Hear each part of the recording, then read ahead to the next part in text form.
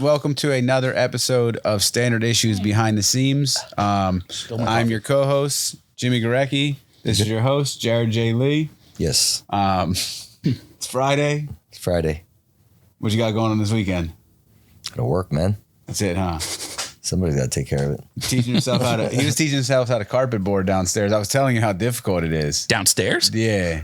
On just a deck on the carpet, no grip. And I'm like, this is really hard. But downstairs? Yeah, downstairs. That's not where you start with that. No, I know. But yeah, he's like, how do you ollie? And then he was like, I showed him the motion and he was doing the motion. I'm like, oh, you got it. Now put some trucks and wheels on it, put some grip, and the same thing you're doing. Push yourself down the sidewalk and do the same. No, thanks. Perfect introduction into today's guest. I like to put everything into context, time frame.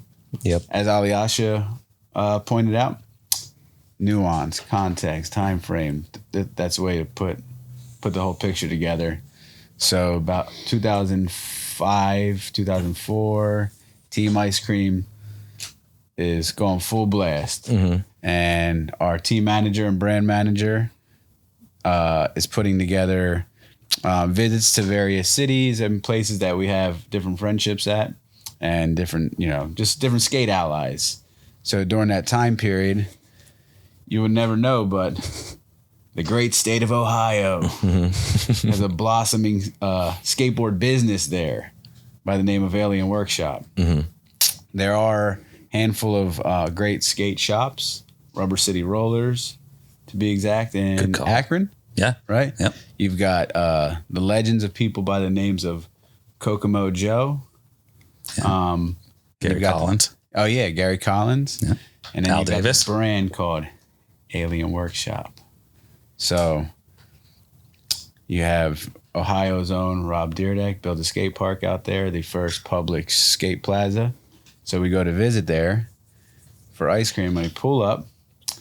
And this is the height of the tank top, the big baggy wash jeans, fitted hat, big bulky shoes. And I walk in, and this kid, he's got to be about same size as me. We're probably 100 pounds soaking wet. Is doing one of the hardest tricks I've ever seen on the rail. Nollie 270 to switchback lip and switch flip 50-50 in the rail. And at the time, I've only seen Europeans in videos do stuff like that. So to actually see somebody in person, let alone in the great state of Ohio doing it, was bewildering. And that is the gentleman sitting right next to me by the name of Scott Pfaff. Welcome, Scott. Thank you. Nice to be here. It's good to have you here. Yeah. Should we go by Scott or Big Cat? Dealer's choice. All right. What do you think? I'll say I always introduce myself as Scott because saying, hey, I'm Big Cat feels weird, but I never mind what people call me. Now you gotta start doing that now. Yeah. Right. I definitely in my notes I have a chapter for just in regards to the nickname dialogue. Oh yeah.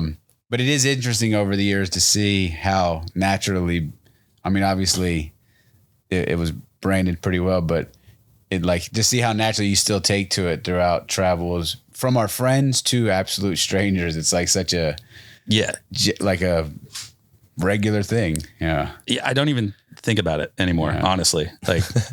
Because there was obviously a period of 10 years or more where that's all people called me. That's it. Yeah, people didn't know my real name. Outside of mom and dad, everybody. And my dad calls me Big Cat half the time. Just for I'm not kidding. I'll call him. He'll be like, "What's up, Big Cat?" I'm like, "Okay." That's awesome. Yeah.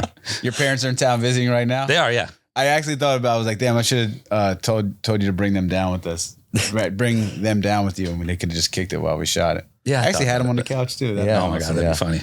But yeah, we'll go back. Ohio. Yep. Like I said, obviously great skateboard scene there. Mm-hmm. I guess what was it like for you growing up there and seeing this brand, Alien Workshop, is one of the biggest skateboard brands all time history. Yeah. With that being right there, at a pretty prime age, and I'm sure your interest level and desire to pursue it, No, totally. And when I started skating, Alien Workshop was already a thing. Yeah. And now that I sit here and think about it, I don't even know. They'd probably only been around a few years before that, but Time code, pre-time code. It was right around when time code came out, I think. Because I really started skating in probably 8th grade. All right. And like, I always knew I have a cousin who's a pro skateboarder and he would come around from time to time. But like, what got me into it was like, I went to high school in 8th grade and I was in the marching band, and there was a dude who was in the drum section with me who skated, and he would hang out in the parking lot every day after school band practice and skate in the parking lot. And we kind of got to talk. It's like, I was like, oh, I have a cousin, he's a pro skateboarder. And like, that dude like would loan me his board and like taught me how to ollie and like showed me jump off a building or no, not jump off a building. Welcome to hell. Yeah. And that was like one of the first skate videos I ever saw. And I was like, holy shit, and it kind of went from there. And then, my cousin came to town for a DC thing. I think it was him and Keith Huffnagel at, like a convention center in Cleveland. They did like a 2-man demo, and he just gave my brother and I the board that he was riding after that. And I was like, all right, well, I have a board now. I can skate with my buddy in the parking lot after school. And like, it just kind of went from there. Yeah. Sick. You're born and raised in Torrance? Yeah. Torrance. No, not born and raised. But I grew up there. Torrance, man, same thing. Some of like the biggest companies, if I'm not mistaken. Girls down there. Was World in Torrance for some time too? I think so. But yeah, Girl and Chocolate there. Yeah. So yeah, two really great companies right in your own backyard. Yeah. Yeah. Alien Workshop being in Ohio definitely like drove the scene really hard. Like, And you guys are in Dayton. You're born and raised in Dayton? No, I'm from Akron. Okay. Akron, which is like probably 3 hours north of Dayton. All right. It's like 45 minutes south of Cleveland. That's where Rubber City Rollers was? It is, yeah. Because Akron's known as the Rubber City because it used to be where Goodyear, Firestone, Bridgestone, like all those companies were located in Akron, and they would ship stuff right up to Detroit. Right. So there's all the old like rubber plants. Like my grandfather worked at like both my grandfathers worked at one of the rubber companies. My aunt and uncle, like it's what people did in Akron at the time. I never, all these years too, I always thought the name was incredible. I had no idea what it meant. Yeah. No, it's the Rubber City because of all the tire companies. Damn, Akron. That's cool. Yeah. LeBron's from Akron. Yeah. True. Yeah. My parents. Before you go any further. Okay. So his parents own. Okay. Yep. Family photo studio. Okay. I'll let you tell the story. Yeah. So they have a family photo studio. They do mostly like high school seniors, like senior pictures and like family portraits and stuff. But LeBron and Savannah and baby Bronny used to come in like when he was like 20 and have all their family portraits done like at their parents' studio. So like if you walk into their office, they have this giant portrait of like LeBron and his family when he was like a little kid. Like that's sick. Yeah, it's really funny. We got to show it. Yeah, we got to show it sometime. Yeah. Yeah. Shouts to Randy Mims. Obviously, LeBron has been a huge supporter of the brand. And yeah, it's rad. You get him to wear so much of your stuff. Yeah. That's a trip. I remember the first time you told me that story. It's like, not that I have a personal friendship with Mr. LeBron James, but nor do I. Yeah, but seeing the connection to your family's business was pretty cool. Yeah. So grow up skating out there. Yep. We meet out there. Yep. Years go by. That's 05, 06. Yeah. Eventually you pack your bags, come to California. Well, so when we met, I had already lived in LA for a little while. You were already here? Yeah. All right. But so in LA or SD? LA. All right. So, well, no, I'd done both at that point.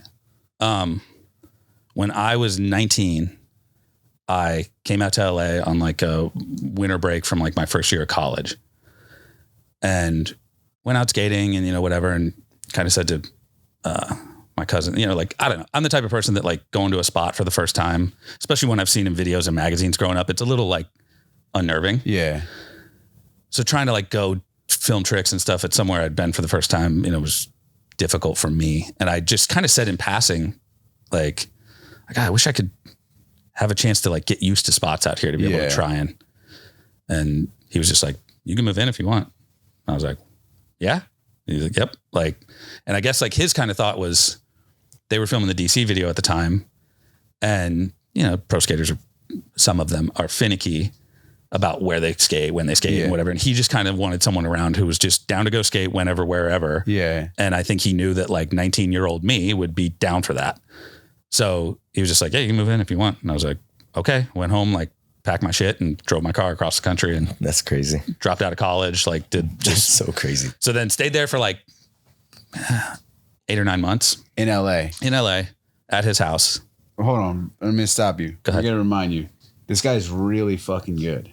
Like not just like, I just like skating and I'm gonna go like better of like with where the bar is at, if not better at that time period. So everything within sponsorship is well within reach for him at this point. Yep. You know. Thank you. So yeah, did that, stayed there for like 8 or 9 months and then went home for like 6 months to like save money and be able to like move into a place of my own properly and then move back to San Diego, lived there for a little over a year. And I was working like third shift in a grocery store. Oh, yeah, like, you're telling me that. I don't know if Jared, do you remember like there was like a grocery store strike like 20 years ago? Yeah. I was a scab and I like, oh, okay. Cause they were like, we'll pay you $20 an hour. I was like, cool. Like that might as well have been $1,000 an hour at that time in my life. You know what I mean? Right. But I worked from 10 PM to 6 AM, which was miserable. But stayed in San Diego for like a year and then heard that like DC and Alien are building this first of its kind skate plaza in Ohio. And that DC was going to do like a little documentary around it and all that. So I was like, all right, I'm going to go back and kind of hang out for a summer and be around for that. And that's when you and I met, was that time period. Damn. Oh, that's a trip. Yeah. I had never been to Ohio before. So we were in Cincy and Dayton are close to each other, right? Mm-hmm. So yeah, we had stayed in Cincy, stayed downtown. What's the one gentleman? Chris Henderson. Remember him? Yeah. Anderson. Yeah. Chris Anderson. Kentucky Chris. Yeah, Kentucky Chris. So I didn't realize you drive over the bridge and you're in Kentucky? Yeah, it's right there. So I'm like, what? I didn't, Yeah, from Cincinnati, like it's on the river and you can like look over the river and it's Kentucky. So he Dodge Intrepid, big silver rims. We're smoking blunts. You know, the finest of Ohio 2004 marijuana. Which it was funny, yeah. Who knows? And he's like, he's like the hoodest white kid ever. And he's got me driving around the hood in this Intrepid. We look like we're in a scene out of Belly or something. All right. Probably listen to like Slim Thug. Yeah. That was funny. I remember because I hung out with him for the day. Then Zoo was there for a couple of days. Zoo packed their bags and left, and I stayed to meet Nino and the rest of the ice cream guys. And then that's when we went to that park up to Kettering. Yeah, Kettering. Yeah, which is just like a suburb of Dayton. Sounds like a suburb of Munich or something. Straight up. Kettering. Right. But yeah, no, it was fun. That was cool to see a park like that, where it was like obviously a cement plaza, but built. Yeah. And it's like now that's kind of the standard, but then it was like this super unique thing. No. When you get back to Ohio, do you ever go push around there? Not really, because like I said, it's like 3 hours away from where I grew up. Oh yeah. So, Gotcha. Yeah. Like, yeah, if I found myself in Dayton or Cincinnati, like, yeah, I'd go push around. Just do you ever see footage or clips of it anymore now? Yeah. All right. All the old Ohio guys go there, and like, it's kind of the place to go. I'm sure there's some kids that probably rip there now too. Oh, there definitely is. Having that. So you go back and then cruise back to California. Yeah, I went back while they were doing that and kind of just spent most of the summer at Frogger's house. Oh, yeah. My buddy that worked at Alien Workshop spent most of the summer there, like kind of, just being around while they were filming that documentary and stuff. And then stayed maybe a couple months after that and then moved back to LA. When you were a young buck, would you go lurk around the workshop offices or anything? Totally. Warehouse? Yeah, totally. Like, it's so funny. Like, we went down there, my brother and I and my cousin, like, I can't remember. It was like sometime after, like recently after Christmas or something, like my cousin was in town. And so we went over to the workshop and my brother had like a zero board, and Chris Carter, who runs the workshop, was like, what the fuck are you? Yeah. What is this? But he was zero. And he was like, I don't know. It was a Christmas present. He's like, I'll give you 3 boards, but you have to take that one off and leave it here. Like, that's too funny. And I guess he kind of went in the back and said to my cousin, he's like, but did they buy skateboards? And he was like, yeah, I don't know. Like, he's like, why wouldn't they just call here? Yeah. And we'll send them boards. And from then on, I think I was like 15 at that time. Like, he was just like, just call whenever you need stuff. Don't buy skateboards. Like, almost annoyed that we hadn't. This is the biggest skate company. Yeah. Who started Alien? Chris Carter, who's actually shares the same name, but is not related to the Chris Carter that started the X-Files. But it's so weird. But yeah, it was Chris Carter and Mike Hill. And they were at GNS, I think. Yeah, that's what I've heard. But they were like Ohio guys, you know, and like I think I'm probably fucking this up, but I think they were living in California working at GNS and then left to start their own thing and went back to Ohio because that's where they were from. Yeah. Yeah. From then on, like Carter was just like, don't buy skateboards, just call here. Like that's weird. Which to me is like, I don't know. Like it's so cool to be like that cool about it. Yeah. Like he's always been such a good dude. I mean, it was like a pretty like pivoting thing for them to, obviously the skateboard industry has always been based in California. All the media's here, all the companies here, headquarters for each of these brands. And then you're just going to start this thing in Ohio and and it actually works really, really well. Yeah. So, I'm sure even probably from a business standpoint, you're like closer to the Midwest to be shipping, to either coast was probably more efficient for them as well. Yeah. Too, And like just warehouse rental cost they had a giant warehouse that was probably insanely inexpensive. Yeah. So then you trekked to San Diego. Yeah. So I love San Diego. I'm always curious what it's like living down there because it is such a mellow, peaceful. It is. Place. And like, it's weird because like San Diego for a while was like where everybody was. Yeah. Like, but then it died off pretty hard. Like even now, if you walk around San Diego, it's one of the most like skate stopped cities I've ever seen. No way, damn. And I kind of live there. Like it's had a bit of a resurgence in the last, 10 years or so, but like I lived there when it was like pretty dead. And I was working third shift. Like I could barely move when I wasn't working because your body just doesn't work on that sort of clock. But most of the time I would skate, I would drive up to Carlsbad and just go skate the DC park. Gotcha. There wasn't a whole lot of good street skating to be had at the time. Like it was tough. Yeah. When I think back of like all of the documentation that's been had over the years, like the thing people got to drive from like town to town to town to each of those like little beach coast towns. Like, I don't know. I couldn't imagine living like that, but no, it definitely was. Traffic was a lot better though. Totally. Yeah, I bet, yeah, for sure. All right. Like I love San Diego for a weekend. I don't know if I'd want to live there, but But I guess too when you're in the thick of it and there's all that energy there and you're young, you're like, when you're a skate rat, you don't care. Like like I said, I would go to the DC park almost every day, which was like a 45 or an hour drive each way. Like just because it was like, you're 20 years old and you want to skate, so you don't care. So during that time period, you're hanging out with a lot of these guys during the DC video making? That was when I first moved to LA. That was when like we would go out with like me, Rob, and Big Black and Greg Hunt. Yeah. And sometimes Van Engelen or, Kalis or Brian Wenner, whoever was in town at the time. And we would just, we were going out all the time and skating. Those had to be fun missions, huh? They were cool. Like, especially like the Big Black stuff before. That was obviously before the television shows, the kind of skit that inspired that. Like, and he really would, like, if we were skating somewhere, he'd just come along for the ride. And if someone tried to fuck with us, he'd just fuck back with them. You know what I mean? And they dudes didn't know how to handle it. They're like, I don't know. It was cool. It was funny to be around. Yeah, he would really try to pawn it off like he was like your guys' security detail. 100%. That's amazing. Yeah. He just security guy come out and be like, whoa, and it's like, what? Like they just they just had no idea how to respond to it, and he knew that, and he was good at like capitalizing on it and making it funny. That's a trip, yeah. Because when I fast forward now, I'm like, me and you have obviously been super close for a hell of years. Obviously, like very family, very close family friend. Yeah. I'm like trying to think back. I was like, damn, after that Kettering meeting, where did we reconnect at that point? I mean, it had to be like when I moved back to LA after that. Like, and I think you were that? Shit. 2005. Because I didn't move here till 08. But were you coming out here a bunch? I was, yeah. I think we would probably cross paths through like Nino and All right. Whoever else. And then I distinctly remember when you were working at the Diamond Store and stuff on Fairfax. Like I would see you around that a bit. Yeah. But really, I mean, like where we really got to be like close, good friends was like doing Street League together. That's it, huh? Yeah.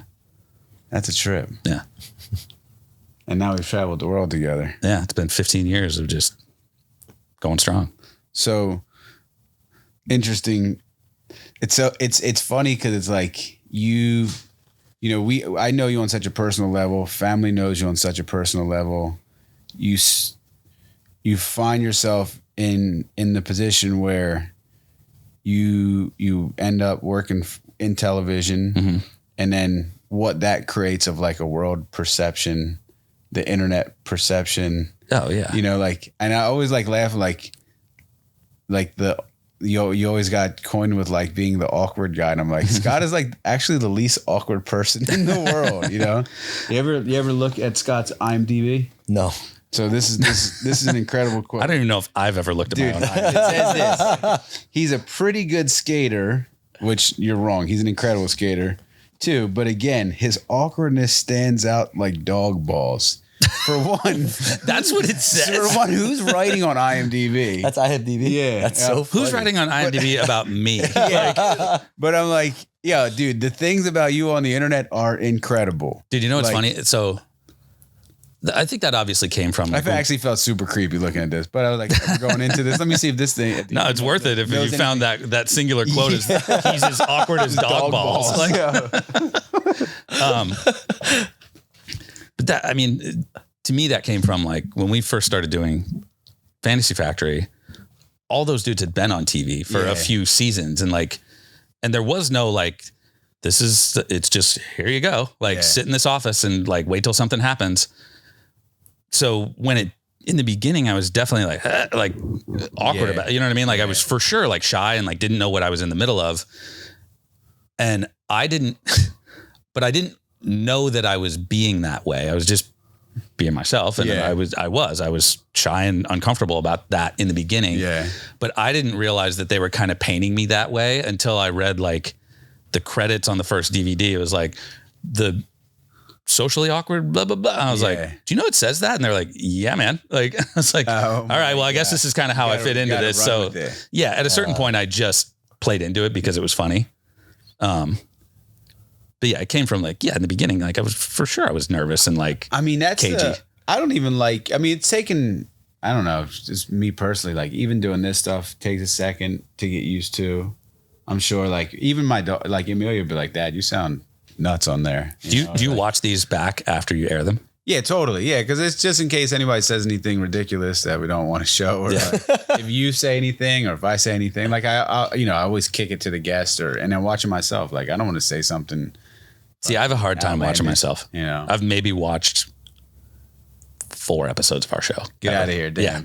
Just because I don't know, it's weird to watch. It's weird for me to watch myself on TV and not even on TV, just watch myself or listen to myself is weird. It was funny. It's like some of the shit that you did during your, like the Fantasy Factory stuff is like the thought of getting into a fucking cage with a UFC fighter. Yeah. Makes my hands sweaty.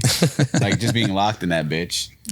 The racing on a fucking ostrich. Yeah. That's hairy. Dude, I got smoked. And then the fucking getting toted on the skateboard and like full neck breaker. Oh yeah, that was like, and I rode a rhino. And you rode a rhino. Oof. Like but the neck break was literally 2 weeks into filming the first season of the show. That happened before all of that. That happened. That was like, and that also kind of like, because I was uncomfortable being in front of a camera in the beginning, at least anyways, let alone like with this big stupid neck brace on my neck and I and riding around on like a little hover round jazzy thing, like it just made someone who was already a little uncomfortable, like even more like, oh, hey, like, right.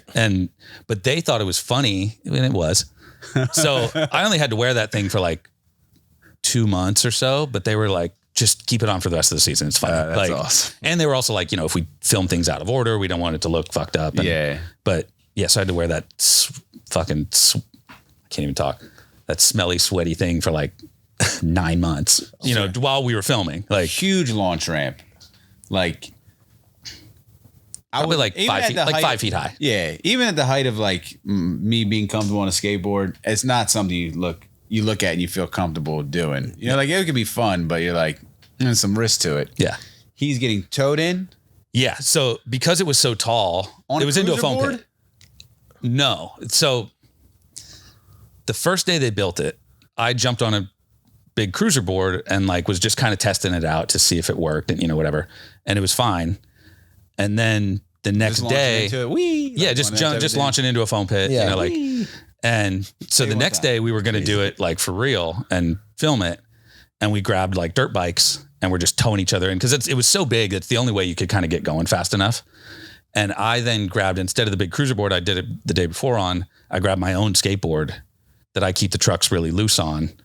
And so going, 30, 35 miles an hour with your truck super loose, I just got speed wobbles and slammed into the side of the ramp and knocked myself out and then fell off of it unconscious. And so didn't catch me and just fell onto my head and cracked a vertebrae. Oh my gosh. Yeah. Which like the hospital experience that like, it was a full, like kind of, I half remember waking up on the ground. I half remember waking up in the ambulance, but it was like fully come to in the hospital. Didn't have any idea I had injured my neck. Just thought I knocked myself out. And I had like a brace on, but I was like, they do that preventatively. Just if you break your ankle, they'll put a neck brace just because they don't know. And the doctor or a nurse rather comes in.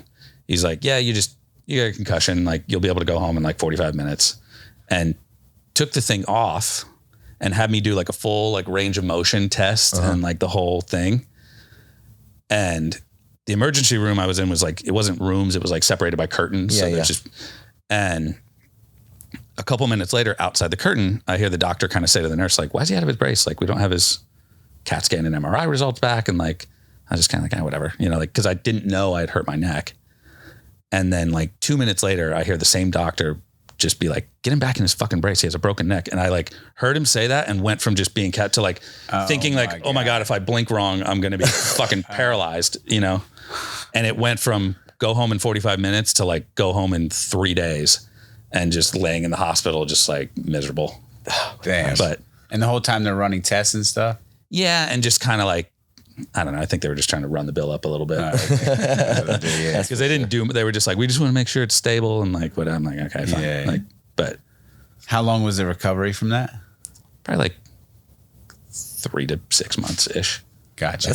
But didn't have to do like, that could have been so much worse. Yeah, like I'm sure. No, super lucky. That's like, insane. Yeah. Didn't have to do the like crown thing where they bolted into your skull. I had like the kind of soft collar thing on that I had to wear for a few months. So what was next, the ostrich race or the ultimate fight?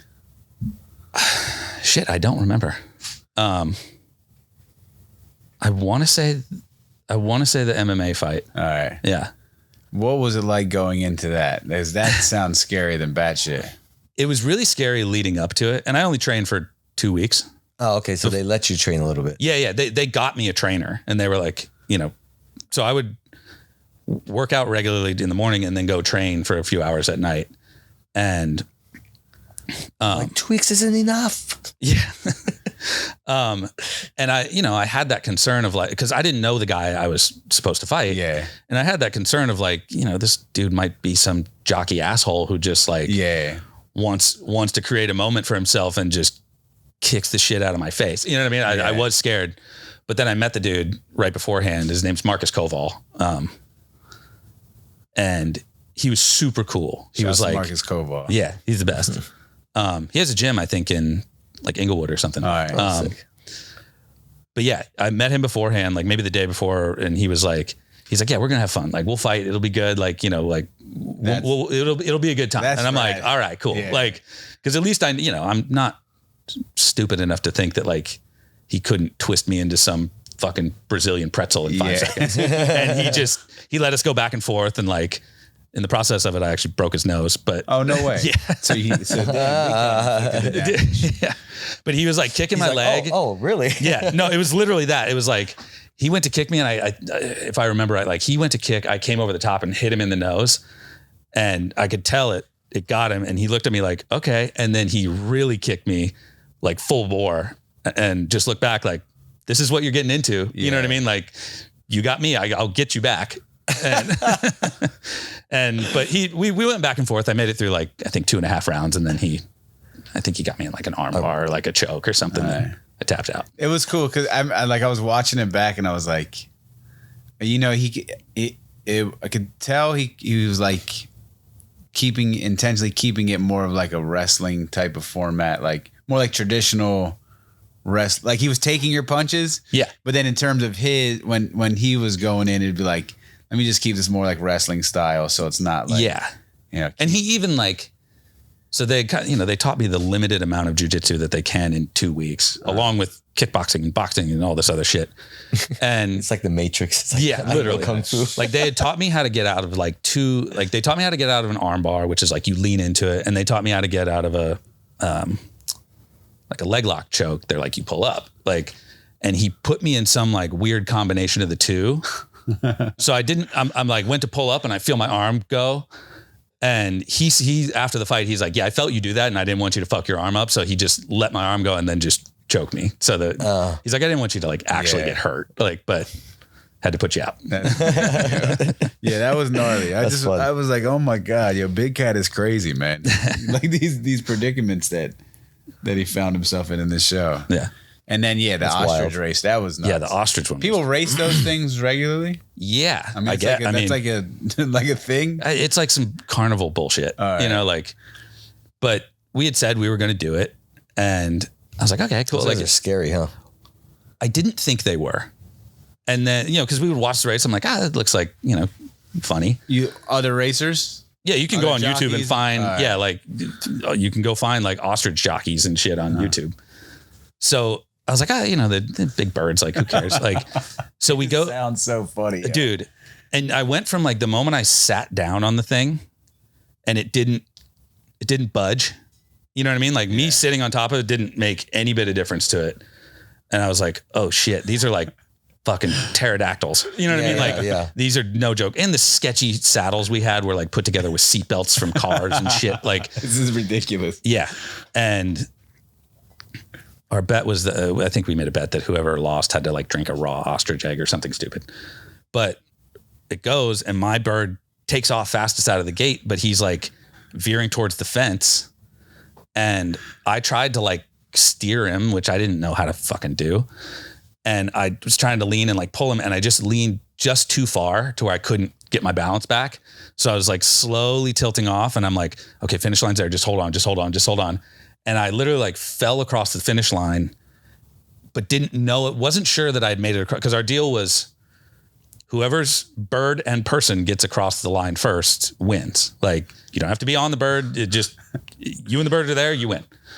So I wasn't sure if I'd made it across the finish line. So I fell and immediately went to stand up to try and just jump across the finish line.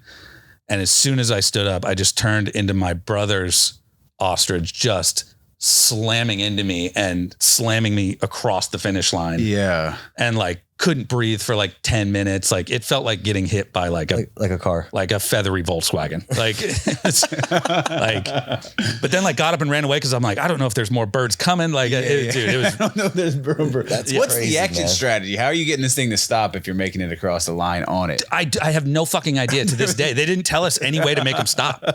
Like, that's crazy. I think they kind of suggested like, just like jump off the back of it and let it run away. But yeah, there was no clear, like, okay, what do you do once you cross the finish line? And they're going pretty fast. Yeah. Fast enough to really hurt. How much do you think it weighed too? Those things weigh like 200, 300, 400 pounds. Yeah, I would think at least. They're, can you imagine how thick their legs are? Like just. And they have like velociraptor talons on their feet. Like if I watch the video back, the one that ran into me, it tried to like step through my chest and get me, like it just like bird claw just went right by, like it missed, like it. That's what I was really like, man. If it would have landed on your belly or your chest or something, yeah, which it tried to do. It tried to like step on me to get me out of the way, and it just missed and ran me over. That's crazy. It's wild, man. Yeah, that was insane. Yeah, I was beat up from that one. That's where we're gonna go for teamwork building. Let's do that. Where was that at? Where did you guys? Where did this take place at? At the Forest Lawn like equestrian center, like right over by like the cemetery over there. Right here? That's a trip. On the backside of like the Rose Hollywood Hill? Hills. Yeah. Oh, okay. Yeah. Yeah, it was. They just brought those things in there and just like let them run around. It was weird. Do you still have the tiger print Crown Vic? No. Or that's what it was, right? Yeah. Crown Vic. No, I crashed it getting off the freeway. You would see you could. Hey, I saw Scott like in on the freeway, on the in West Hollywood in the tiger print fucking. Yeah. Was it funny driving that thing around? It was definitely funny because like obviously there was a big chunk of people who knew what it was, and then but it was kind of funnier the people who didn't know were like, the fuck is like, what is this? Yeah. I had people get in it once or twice, like thinking it was a cab. I'm like, what about this looks like a cab that you should just jump into outside of a nightclub? Like spray painted. Yeah. But yeah, I think when you look back on that experience, I mean, like I said, from traveling in with you and stuff over the years and seeing, obviously you got a great head on your shoulders. You're very personal, like you're a people person. Regularly we're at the contests or anywhere and they're like, oh, there's Big Cat, like what was that experience like enduring? Because, obviously I think we live in a society where, people want to be famous. People want to be on TV, mm-hmm. but I don't think people truly understand everything that comes with that type of exposure and just putting yourself fully out there, Yeah. It's weird because like, it's not like that was something I aspired to, like I didn't move to California or to Los Angeles to like try and be famous or try and be an actor or a musician. Like I just went to skate, which I realized like that's its own form of fame and what have you. But like that's not what it was to me. And I just sort of ended up in that place, and it is weird, but like I said, I never really watched the show because I found it weird watching myself on TV. And it was also like in the very beginning of social media. So it wasn't like you were constantly getting bombarded with this and that and whatever. For sure. Yeah. Cause what was the time frame like? What years was that when you were on the show? Shit. I don't know. Look at IMDb. Yeah. 2008, 9? Yeah, probably later. Yeah, probably 8, 9 is when it started. We started Street League in 2010. Yep. And at that point you weren't doing, the show was already done at that point, correct? No. It was in the middle of it. Oh, gotcha. Yeah. I think that was like after like season 1 or 2, we started Street League. So probably 2008, 2009. Okay. And then it was on for like I think 8 seasons. Yeah. I don't know. Like, and it's not like I was ever, and I definitely never felt like a celebrity or like famous. And I wasn't that much. Like, it never was a place where like I couldn't go out and live my life. Yeah. And like people would come up and ask for photos and things like that from time to time. But I don't know. I never really processed it or thought about it too much. I just kind of did what I did. Gotcha. I don't know. Maybe luckily the nature of the show, you guys are like having fun, just like fucking around, doing funny shit, It's and that was like, the people that would come up to you, like, they sort of feel like they know you because they see how you fuck around and like are having fun on TV, and like it's the same kind of fun they would probably like to have. And, it was always, I never had a problem with anybody being like shitty or like, sometimes people were rude unintentionally most of the time, but like it was never, I don't know. It was cool, but it was never like some profoundly life-altering existence that I found. No, like you're at dinner and it's just like this super boundary stepper. That happens once in a blue moon, but like, again, not enough to like make me not want to go to dinner. Gotcha. Yeah. Yeah. I was always wondered what that was like. I'm like, I mean, dude, the thought of like being on television, like, or what, whatever that would project someone to that position is like low-key frightening. It's like, a little bit in like sense of what it can opened you up to. Yeah. Yeah, a little bit. And like, yeah, I don't know. It's weird to sit and think about it. Like in hindsight, like it was a cool experience for sure. Like, but a strange one that I don't like think about too deeply. Gotcha. I don't know. That's probably the best way to. Yeah, I just kind of do what I do. Approach it and process I appreciate people that were fans of it and what have you. Like, you know, even now when people come up, you know, they're like, oh, you know, whatever. And I'm like, you know, thank you. Like, because that's all. That's all you can do. Man. Yeah, like but people definitely like make assumptions about you if they're like see you on TV. They assume that your life is a certain thing, or they assume this or that. Well, that's when I was doing my web research of you. There's one website that lists like 20 things you didn't know about Scott Pfaff. It's amazing. You're a podcaster, which I'm not. And I told you before we started, this is the first like in-person on microphones podcast I've ever done. I've done my friend Christina Pazitsky's podcast a couple times, but like she lives in Austin. So like it's always on like Zoom, or she'll just call me or whatever. Yeah. Like this is the first podcast I've done in this in-person style. So I'm definitely not a podcaster. Animal lover. Yeah, it's great. Yo. It's almost like if you were like, if this thing was set up by like AI and you're like, these are the things that I would want. It probably was. You know, it's like pretty amazing. I'm like, Scott's a great guy, but I don't know if he does any of those. Yeah. You know? But, I've never read it. Now I want to find out and see if any of it's true. But it did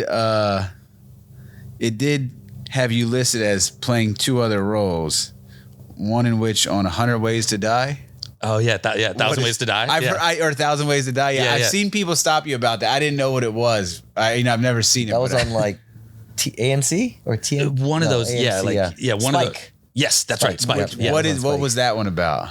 What was the way the person died? Your participation in it. I would occasionally, in large part because of you, like, you know, I did Zeke and Luther with you a couple of times, and once in a blue moon would get like calls to do like skateboard, like stunt double kind of work. Which then you show up and they're like, oh no, we want you to play this part. And I'm like, okay. Like that's exactly what happened on 1,000 Ways to Die. They're like, they kind of pitched me the thing. They're like, oh yeah, we wanted to, you know, and I'd kind of consult them on, you know, it's similar to what you did for Zeke and Luther, like consult them on like keeping it kind of accurate to what skateboarding is and what have you. But yeah, that one in particular, that's kind of how they sent it to me. Like, oh yeah, do stunt double work. And then I just showed up and they were like, no, we want you to just be the part. Like they have to be the part the whole time. So the story was that I was like a burnout, like has been, you know, local hero skateboarder. And then was like trying to skate a spot. It was so stupid. Like trying to skate a spot and like was getting chased by security and then fell into wet concrete and died in the wet concrete, which I had to actually like, we went to that skate park in East LA, the Hollenbeck Park. And they set up like a big thing at the end. You know how like it would go down like that 9 stairs and then it was flat and then there was like a 4 stair and then another 4 stair. Yeah. Like, so at the end of the last one, they set up this like pit of fake wet concrete. And I had to make it look like I like hit a pebble and had to face dive into this shit, like, and just play dead. Play dead. Yeah, it was really weird. But I you know, cause they always pitched at the beginning of that show, like these are actual ways that people have died and blah, blah, blah. And like, as we were shooting this, I'm like, okay, No, like nobody's done. I'm like, this is bullshit, right? Like, and they're like, well, it's like inspired by something that could happen. I'm like, okay, like I have to just assume like they started that show and they had a bunch of weird ways that people had actually died. Yeah. And then they just ran out. So they just started being like, well, this could happen, I guess. Like, but That's great. Yeah. That's funny. dude, the biggest, weirdest coincidence of it though was like often on that show, like kind of as the story was playing out, they would have like experts, quote unquote, like kind of tell about this side of it, or a doctor like, oh, well, this could happen. And they called in kind of like a pro skater expert to be like, yeah, you know, I've known a lot of guys who like had a lot of potential and like blah, blah, blah. And they found Dude, but the dude they called in to be that guy was Christian Svitak. Oh, who was like a pro skateboarder from Cleveland originally, who I knew, and like neither one of us knew that we were on the show together until it aired. It was so strange because he's from like, you know, half an hour from where I grew up, and like I've known him forever. Funny. Like that is so funny. Yeah, it was really weird. But yeah, 1,000 Ways to Die was funny. What was Christian's? He was like the pro skateboarder that's like kind of speaking as an expert, like, you know. What did he say about the whole thing? Do you remember? Like after the fact or on the show? On the show. He was just kind of like what I said, like, you know, I've known a lot of guys that had so much potential to be, you know, great skateboarders and they just get into drugs and drinking and it kind of kills their shit, you know, like just kind of that, like the typical has-been story. Like he said nothing about falling in the cement, in the wet cement. Not that I remember. All right. Well, that's what it implies, though. Right. This is where drugs is going to lead you. Yeah, this is actually the reason why I never picked up skating. Dude. Because you didn't want to fall in wet cement. Exactly. No, okay. I don't know what to do. That's funny, man. I don't know what to do after. All right. What was the other one? It also had Ulysses playing a role in a short film called Getting That Girl. I have no idea what that is. Literally, Dude, I'm gonna when we're done shooting, we're gonna go look all this stuff up. no, man. we should. I've never heard that before in my life. The other one had your net worth at $14 million. Cool. Let me know when that shows up. Man. Yeah, Scott. When I did the Zeke and Luther show, Scott would come on as a stunt double for me. Yeah, that was great. Yeah, There was me and a lot of people, man. yeah, the one day I did with it was me and William Spencer, Yep. who I still talk to this day from And that. William Spencer's like one of the biggest stunt. Yeah, he's like Spider-Man stunt double now. Oh, sick. Yeah. Yeah. He skated. He did a flip off the board at the top of a set of stairs and landed on another board. And then the producers, the clip kind of went viral, and they were like, "How do we get this guy there?" I'm like, I think I got him like 5 stacks to do it for us on the show, but like just off like a little loading dock. They're like, Jimmy, didn't you know that was your part? Yeah. Oh, yeah. Then they would try to figure out different like ways, like because they then after he did it once, they wanted to keep going back to the same well. Yeah. I'm like, dude, we can't keep front flipping on a different board. Yeah. All right. What did you have? Him and I did what? We like made it look like we jumped over a shark tank or some shit. Yes, yeah, the Right? Shark Tank. Yeah. Yes. Stole a bit Dude. from Happy Days or whatever. You know, and dude, I'm not knowing what I'm doing. You know, I'm just like, they give me ideas and I'm like, yeah, I'm sure we could build something that would like get us close to that. So like I would have them, like there'd be a swimming pool and like have them build this massive ramp and like the guys would just and then but I'd build a deck that was like half the size of the pool. So they would just shoot the beginning of it. Yeah. And then They'll catch the middle, and then I'd have them turn the camera, and like I'd build like a little runway so they could ollie back into the landing. Did you have to like engineer all that? Like come up with like, okay, this is how this can kind of work? Yeah, but I'm just piecing it together as I'm going. No, but I mean, even thinking that way is like impressive. Yeah, you know, and I what I realized that was like everything that I would tell them to do was tens of thousands of dollars less than how they generally approach things. Oh.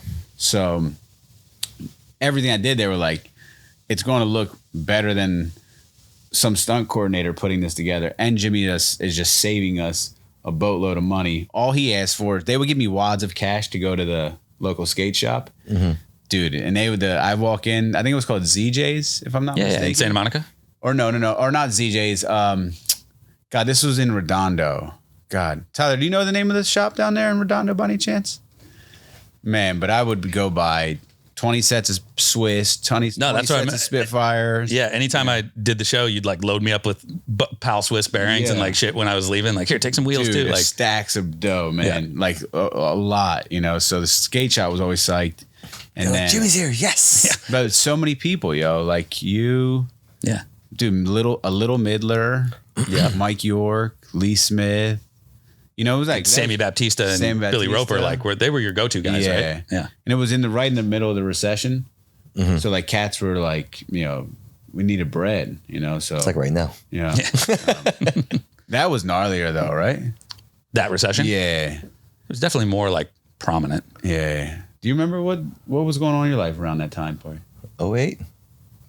Yeah. Probably doing drugs. Oh my God. A lot of it. You're nuts. Yeah, that was like, man, I had just got done skating and was like, what the fuck am I going to do next? And I had worked on that pilot earlier in the year. Was March. Didn't you say that like that Fred Savage like executive produced that or something, right? It was, what's it called? Ice Cream we had a pilot deal for MTV for a show, which was through Dick House. Yep. Jeff Tremaine asked me to go take a meeting with this guy, with his friend that had the TV show coming up. He's like, just go get a coffee with him on a Sunday And I pulled up to the coffee shop, and it's Fred Savage from the Wonder Years. Yeah. Sick. Yeah. That's funny. It was cool. He was hella cool. And then we worked on the pilot, and I got like Ty Evans, I got Mesa. Yeah. Like a lot of like really like talented industry people helped on the show throughout the whole thing. So That's rad. yeah, it was cool. That's funny. I don't know if I knew that Jeff set you up on that. Jeff did, yeah. He's Yeah, such Jeff- a good. I like Jeff a lot. Jeff's the man, yo.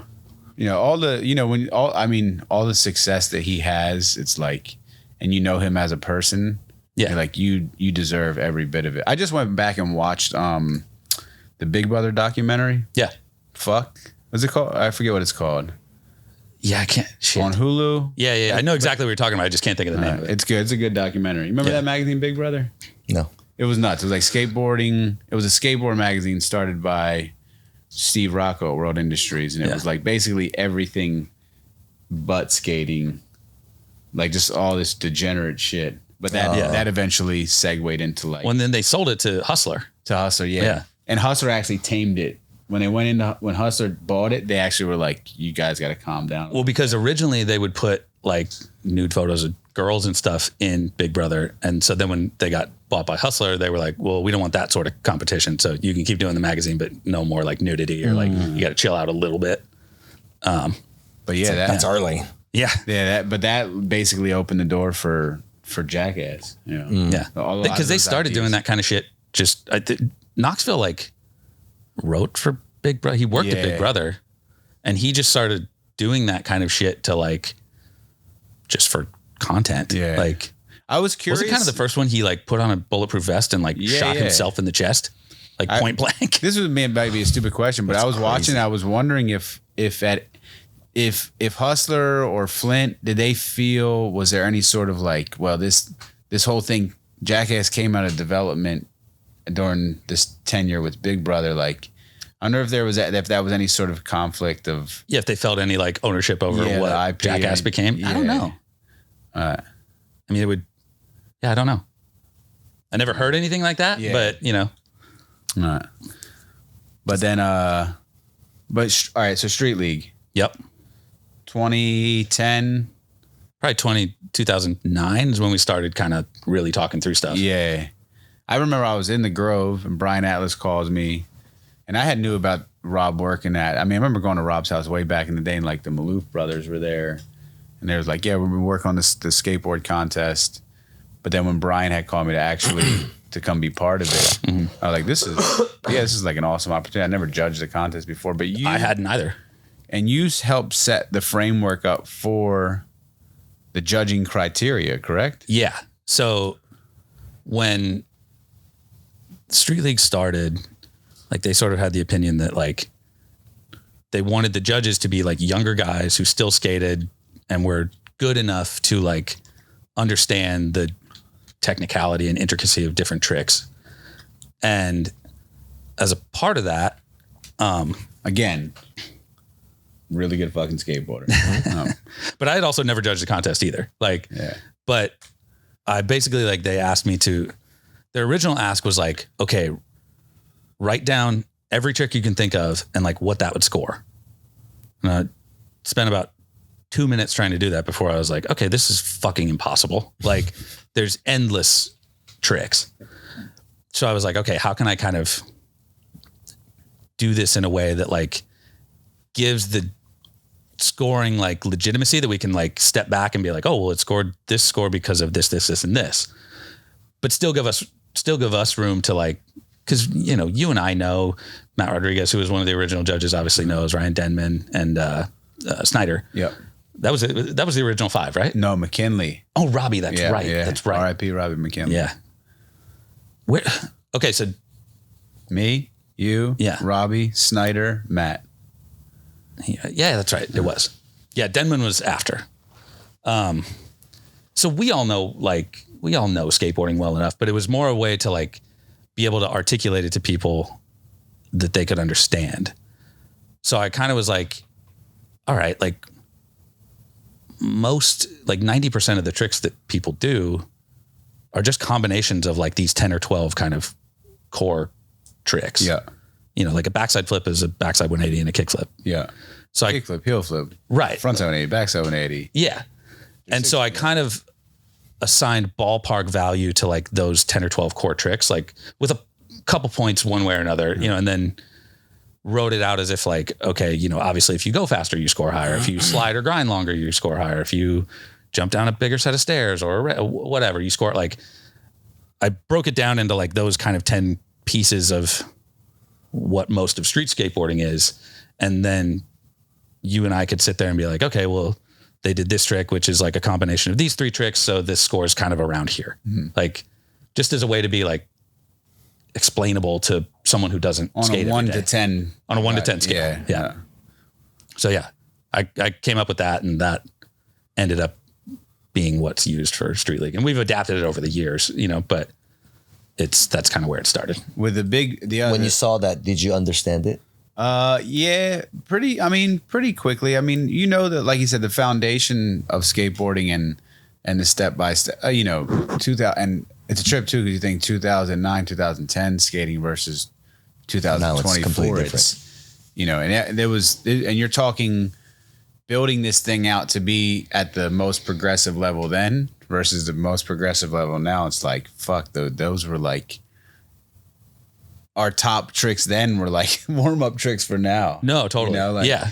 But, and then the fact that it has a live scoring thing. So the same way you watch a basketball game or any traditional sport, you know what the score is the whole time. So you can kind of see where things are coming in at. Yeah. You know, the majority. Where it didn't used to be like that. It used to be that like you would watch a skate contest for 3 hours, and then at the end they'd just be like, oh, this dude won. Oh, And I see. So of course there was like, you know, always controversy around that, and you know, Right. people disagreeing with this and that. But it also just like, you skateboarders kind of get it, but if you don't skate, like that's impossible to follow. Yeah. Like I remember my dad very specifically, after he came and watched one of the first Street Leagues, he's like, I've been taking you to skate contests your whole life. He's like, that's the first one I kind of understood and could follow, because it's just, you're watching it happen. Scoring system. Yeah. Cause The he's like, live you're just scoring watching system. the score happen as it happens. Yeah. Like, That's what I mean. It's like, and I think that's like such an interesting, you know, obviously an important factor in the whole thing. Did they name it after you at least? no. That's Come how on, man. that's Street League Yeah. skateboarding. And now the Olympics, basically that's what they do. That's what they're Yeah, using? Yeah. No, the Olympics downloaded our whole system and format and just Yeah. grossly And ripped it off? regurgitated on their own. Yeah. Yeah. But then neither here nor there. But the amazing thing is it's allowed this gentleman and I to travel the world together over the last 14 years. Yeah. 14, 15. Yeah. That's what on the way here, Devin was like, damn, yo, you guys have really like seen like so much of this world together. Yeah. You know?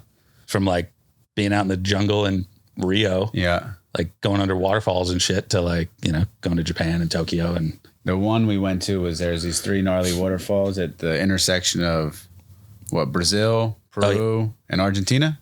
I think it was Paraguay and Argentina. Paraguay, yeah. But either way, it's like this massive set of waterfalls, and it's in a town called Foz do Iguaçu in Brazil, which I think literally translates to waterfall. But, you know, it was the only thing in that town. We were there for a week because Street League at one point kind of took over the X Games street contest. And that was where Street League first kind of went internationally, was with that. Yeah. But we were in this town in Brazil, which is like a little town, for a week. So the only thing to do is like go to the same 2 restaurants or go to the waterfall. So we did the like walk out on the ledge. Then we kind of walked down by them. Then we took like a boat tour that like takes you under the waterfall, and didn't really think about it. But then literally like a couple months later, they were like, oh yeah, one of those boats got too close and everybody on board drowned. Like, we're just like, shit. Dude, if you have seen these like sketchy spiral, like rinky dink railing stairwell setup, you had to get down into this shit. I'm like, Yeah. dog, this is so Safety sketchy, permitting yeah. is not quite the same in Right. small towns in Brazil. Neither is when you're leaving dinner and a bunch of mildly intoxicated skaters are like walking through this like Brazilian village with boom boxes just like yelling. Blasting and I'm like, NWA and like, dude, they're not us, people we were with. We're gonna we're gonna disappear down here. Yeah. Yeah. Seriously. Brazil's so dangerous. Yeah. I'm sure it's I mean, it's not like that in villages, I'm sure, but It is and it isn't. Man, Our that friend, looks like our the friend place Tim. you could disappear quicker. Oh, okay. Yeah. Our friend Tim O'Connor had wild one on our last trip to Rio. Dicey Rio story. That's scary. Damn, 14 years though, man. Yeah, it's crazy. So where does Chef Boyardee Big Cat come into play? Because I don't know if you realize this, but out of nowhere, this guy's putting step by step. Yes, I remember Gourmet recipes together, and they look amazing. And to the point where I'm like, he ain't doing that. Like, he's getting these from like a website and servicing on his Instagram. When did that passion come into play? I mean, I've always liked good food and I don't mean good, but expensive necessarily. Just like I like different it's come from traveling. You know, like you eat food that's certainly growing up in fucking small town Ohio, you don't get to experience. And I always like to cook, but I would do like eggs or a steak or, you know, like easy kind of like, you know, what you do when you're a single guy in your 20s and 30s. But then honestly, like when COVID hit and there was like nothing to go do, I was like, all right, I wonder if I can just figure out how to do other things more than like kind of these basic few things. Is that the time frame when you started to really get into it during COVID? Yeah. Yeah. That's because like I said, there wasn't much else you could do. And I always enjoyed cooking. I just didn't stray too far from like the couple things that I knew how to do. Yeah. But then, you know, I was like, I'll just try and figure this out. And I don't know. It's just fun to me. Like, it's almost like it's similar to skateboarding in a weird sense of like, there's different tricks to thing and there's different techniques. And like, it's just an interesting rabbit hole to go down that I find to be fun. What's the hardest thing that you set out to make that you were actually able to do? Like a homemade pasta ravioli dish, but I try like I'd never made pasta myself before, like from scratch. And the first time I tried to do like a fairly difficult one that's like, it's ravioli, but with like a raw egg yolk in it and like all this other shit. And I'm like, just overshot the mark. Shouldn't have tried something and I tried to like, you know, I had seen something where a guy like, you know, when you make pasta, you run it through the roller and it kind of spreads it out. This dude had like layered like herbs, like leaves into the pasta, then rolled it through and it like made the pattern. And I tried to do all that stupid shit the first time I'm ever making pasta. And like, it kind of worked out and I've never tried it again, but like, it kind of worked out for a first try. I was satisfied, but yeah, it is just like I'm not wasting time again. Yeah. It is such a long process. Pasta's fun to make, but it's kind of an all day thing. Is there one dish that you've tried to make and now you still to this day can't get anywhere close? Like, what's the impossible dish for you? Honestly, like just like where I first kind of started doing stuff was like, okay, how can I just make eggs that are not just scrambled fucking eggs? Yeah. So like trying to learn how to do a French omelet and like those sort of like, I spent probably the most time doing that. Just because that you learn a lot of things learning how to cook eggs that apply to a lot of other dishes and things like that. So like, I don't know about the most difficult that I've not been able to figure out, but like I definitely spent the most time just like fucking around with eggs in different ways. Eggs are the best, man. Yeah, right. Like I love eggs. Eggs are the best. Eggs are the best. These dishes look incredible though, man. It's fun. I don't know. I just think it's fun. Are you still doing it? Yeah. Oh, okay. Sick. Yeah, it's fun. He wears many hats these days. Check Chef. the IMBD. IMDb. I am Street League Judge. Is it BD or DB? DB. DB, sorry. And real estate developer. Which I'm trying to figure out I can't, that's, man, I mean, we just owning a house is a fucking nightmare. We fix the roof, something else breaks. Then we take care of this, something else breaks. Yeah. I got termite people at my house right now. We just addressed the termite things a year ago. Now they're already back. How much of a mind fuck is it overseeing multiple properties? Hey, well, I guess one, how did you get into real estate? Yeah. So, my very good friend and also business partner, his name's Jeff. He was our attorney on the show. You know Jeff. Yeah. No, Jeff's amazing. He and I always kind of go back and forth on things that we could do together and, you know, ideas that we have and this and that. And we had talked about property development or house flipping or stuff like that. And my mom probably 6 or 7 years ago had like a pretty pretty big surgery. Like she had her knees replaced both at the same time. So I went back to Ohio for like 6 months just to kind of look after her. And like, I kind of needed like a bit of a personal reset too. So like, it was a good way to be useful to them and also kind of, do some stuff for myself. But when I decided to do that, I mentioned to my buddy, I was like, hey, like we've talked about doing some of these home renovation things. Like the cost of entry to get into doing that is light years cheaper in Ohio. Like, and I have a cousin who lives there, who's more like a brother, honestly. Gary, who you know too. Gary's also amazing. Who he's one of those dudes, like he was an electrician for years, but he just knows how to do fucking everything. Yeah. I love guys like that. It's great. Like, so I kind of went to him. I was like, hey, like we kind of want to do this. Like, would you want to help us? And he was like, yeah, sure. So then talked to my buddy and we were like, all right, let's figure it out. So I, at that point was not handy at all around the house. Like I could figure out how to like, I could change light bulbs and, really basic shit, but still flinching though. Like, yeah, totally. Like, like I might shock myself. So the first place we bought, me and my cousin just basically did all the work ourselves.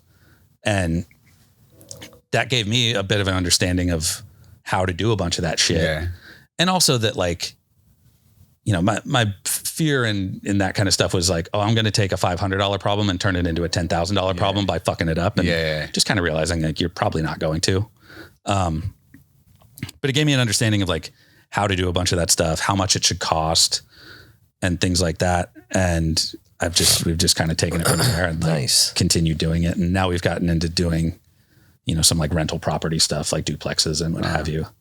We're just trying to kind of build up the business out there. I went to watch a fight at his house one time, and they had the one spare bedroom was like full plans out, the whiteboards everywhere, whiteboard with detailed diagrams of what they're doing, like floor plans, and like, this address has all these fucking problems, and like, these guys are serious about it. So it was cool. It's cool to it's I mean any like new venture is scary, man. It's like the thought of actually doing it is like, I feel like generally what holds a lot of people back from actually trying something, like. Yeah.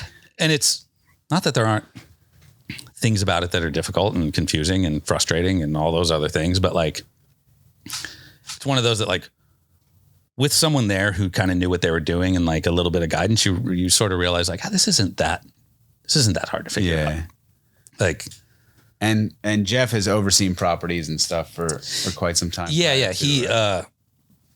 He has a couple buildings out here in LA and his mom too. Like she has a building out in Ventura and stuff. And so I'll actually like, I property manage those. Gotcha. Because I've now learned how to do a bunch of shit that like, and they trust me obviously to like take care of things and fix them in the right way. He's the super.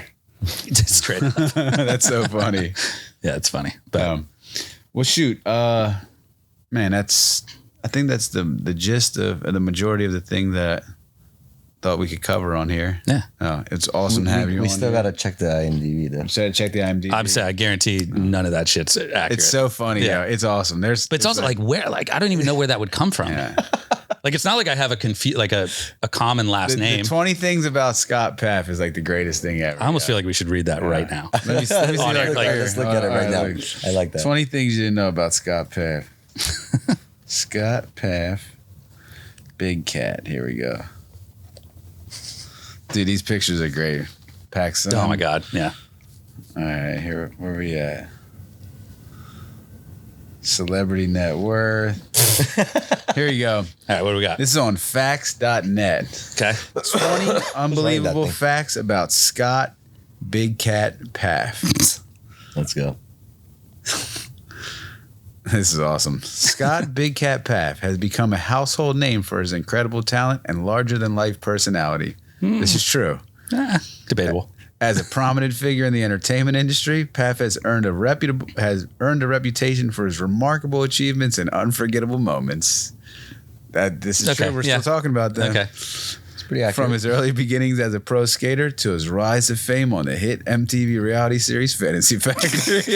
This is great. Let me get into the facts. Yeah. What do we got? All right, key takeaways. Okay. This one's about your infectious energy and love for skateboarding. Okay. This is my favorite one that we didn't touch on yet. Born a Lion clothing. Oh yeah. When are we relaunching this? Because I feel like if there's ever a time where that name can really thrive at, for some reason, right now, the time you know what is it is? right, yeah. Maybe we should. But you know, like, so that just sort of fell into my lap a little bit. Like, I was doing something with like this clothing line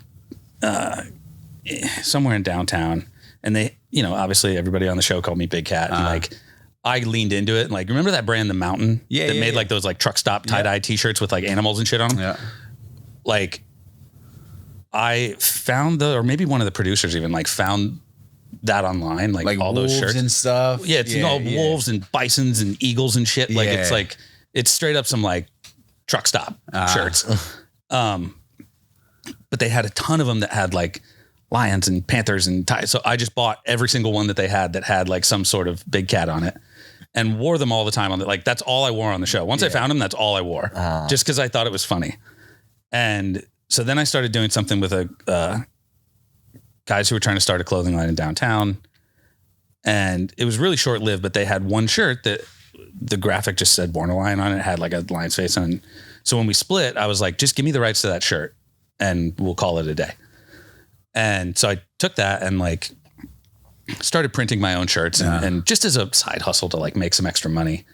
But I never really I never took the steps to like try to turn it into a proper brand or company or whatever. Yeah. I just sold them out of my apartment, you know, because I'm not the type of guy that can be like the front man for something like that, you know, like, and what's funny is like the guys I would send them to the most that like really seemed to enjoy it and like were UFC guys. I bet. Because that kind of fits that like lifestyle of like, you know, guys who are like, you know, the fucking trying to believe themselves into being monsters. Yeah. Like,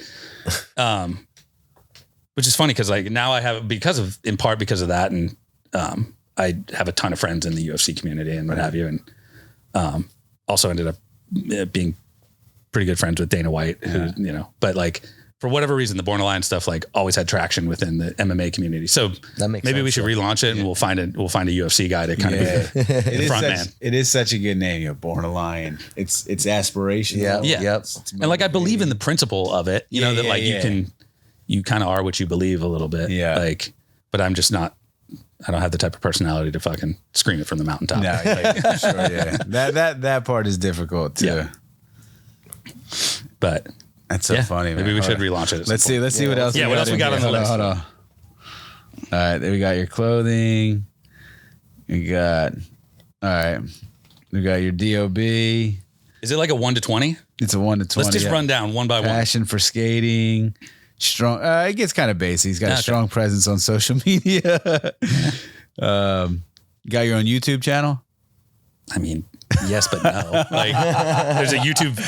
I have a YouTube. The channel exists, right? Oh man, The what? The channel exists. It exists. It has like 2 old skate clips on it, and that's about. This is where I got your film work from. Yeah, what do we got? Street Dreams and getting. I did do that. And getting that girl. I don't know what Getting That Girl is. I've never even heard of that. Can you click on it? There you go. Does that ring a bell? Not even a little Not bit. even a little bit. Oh, facts.net. You've got your facts wrong. But like, how do you confuse? Because this is my it's not like my name's like John Smith that you can confuse and like, oh, it's the other John Smith. This Like, is my favorite one right here. And this made my fucking heart melt when I read it. Scott Big Cat Pfaff is a family man. Despite his busy schedule, Scott always prioritizes spending quality time with his loved ones and cherishes the moment he gets to create with his family. sure. I mean, That's amazing. But you know, one time we were watching UFC fights, and Amelia came out of her room from taking.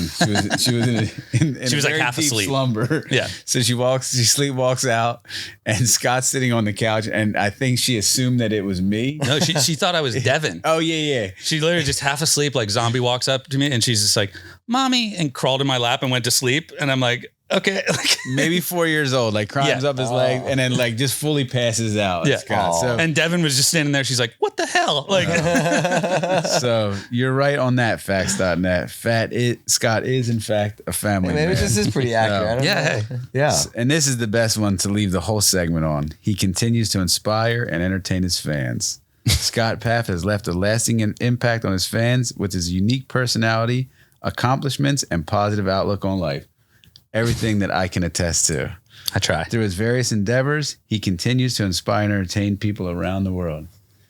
Dude, they got their facts straight. I mean, so, they got one movie wrong. There's no editor or whoever. let me see. Let me see who wrote this. Gotta find them. Yeah, they did a good job, man. It's probably the producer of that movie I've never been in, just trying to put it everywhere. This is amazing. No. Written by Valina Jardine.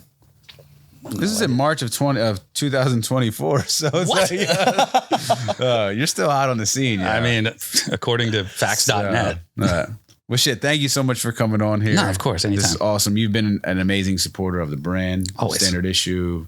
If anything I've ever worked on, you've always chipped in without ever asking twice. So Yeah, man. we appreciate it. You're a brother to me. You know that. If we could, this is where we'll stop and get a couple sound bites about how good our clothing is, and we'll recreate Facebook and meta ads with it. So, Ty. Cool. Thank you, Scotty. Thanks, You appreciate brother. it, Yeah, man. of course. You guys shake hands too. Oh, my brother. Go. Always.